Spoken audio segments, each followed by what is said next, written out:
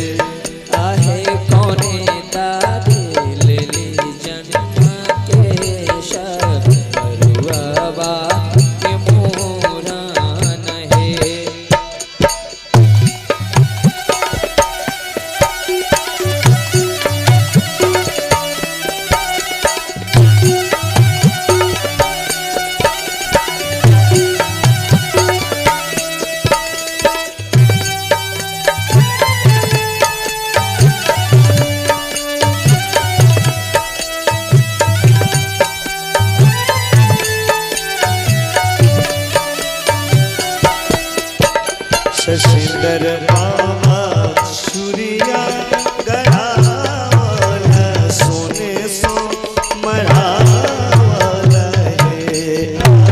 शशिधर बाबा छुरिया गरावल सोने सो मरावल शशिधर बाबा छुरिया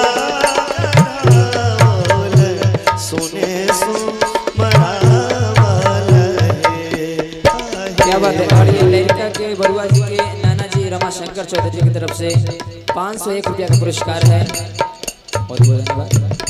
बहुत बहुत धन्यवाद हमारे गार्जियन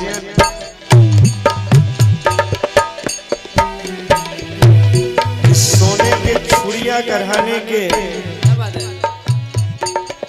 खुशी में जो बरुआ के लिए बरुआ के दादाजी ऐसा किए हैं, ये खुशी में बरुआ के नाना जी 551 रुपए का पुरस्कार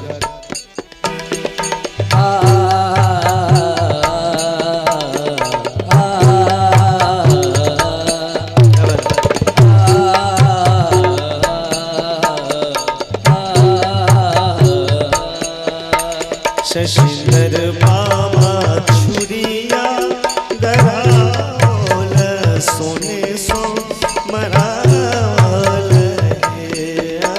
शशिधर बाबा छुरिया गरावल सोने सो मरावल आहे प्रेमादा दिल जन्म केस बरुआ के जन होए आहे प्रेमादा बरुआ के मोरा है आहे अपन दिल जन्म केस बरुआ के जन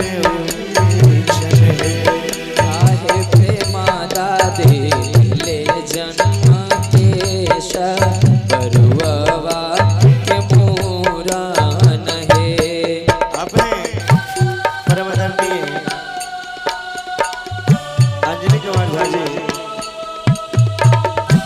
आर्य उच्चतर माध्यमिक विद्यालय डोई वैशाली के प्रिंसिपल साहब आप जी की ओर से 251 रुपए का पुरस्कार हमारे टीम की ओर से नमस्कार इस धरती की ओर से जय जयकार है।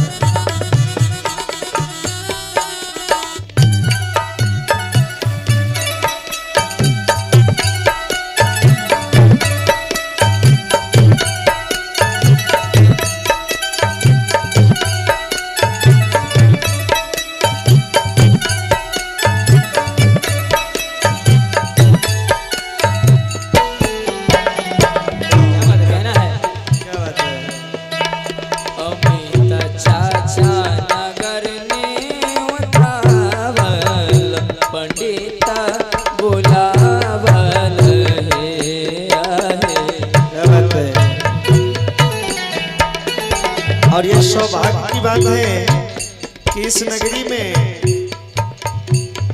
लगभग जितने भी हमारे समझ से आगंतुक महोदय आए हैं और सब दूर दराज से ही आए हैं। सब अपने लोग हैं, जंदाहा, लोमा, पीरापुर, सलखनी, पुरार, ऐसे आचार्य महोदय परम आदरणीय पप्पा जी लोमा निवासी कहने हैं।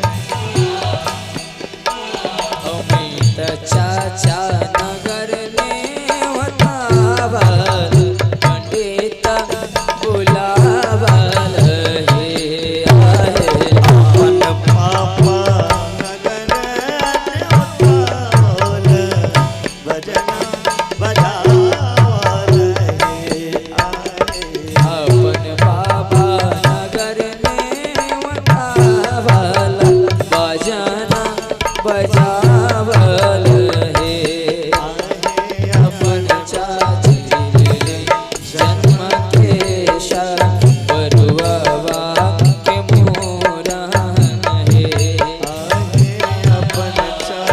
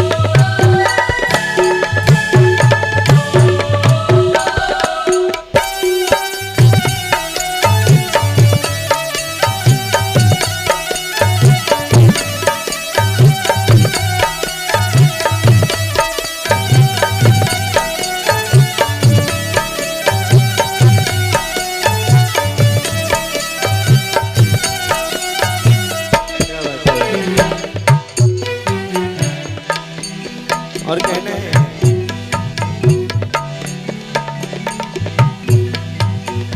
अपन फूफा नटुआ नचावल अपन फूफा नटुआ नचावल। और क्या फूफा जी का नाम क्या है? फूफा जी का नाम बताइए। आप लोग लिस्ट भेज दे, लेकिन फूफा जी का नाम इसमें कहाँ है? मौसा जी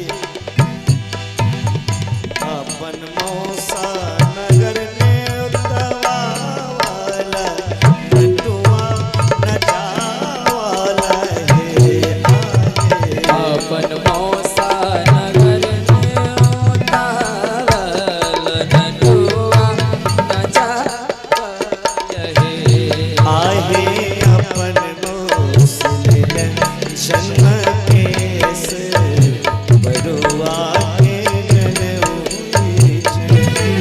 आहे अपन मौसिलन जन्म केश बरुआ के मोरन हे बाबा छोरिया गढ़ावल सोने सो मरावल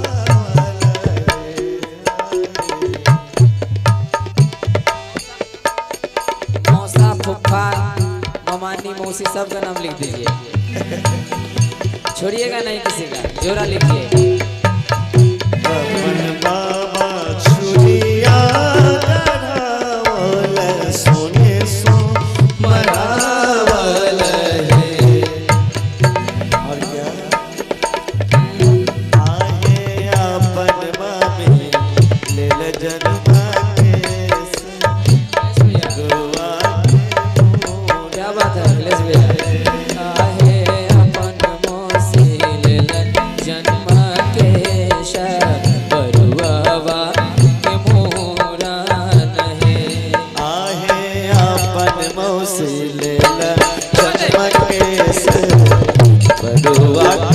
मूरन वैछन है। आहे अपन दादे हरे जन्म के सावरुआ के मूरन है। आहे अपन मौसी लेला जन्म के बरुआ के मूरन वैछन है। आहे अपन मौसी लेलन जन्म के सावरुआ के मूरन है। आहे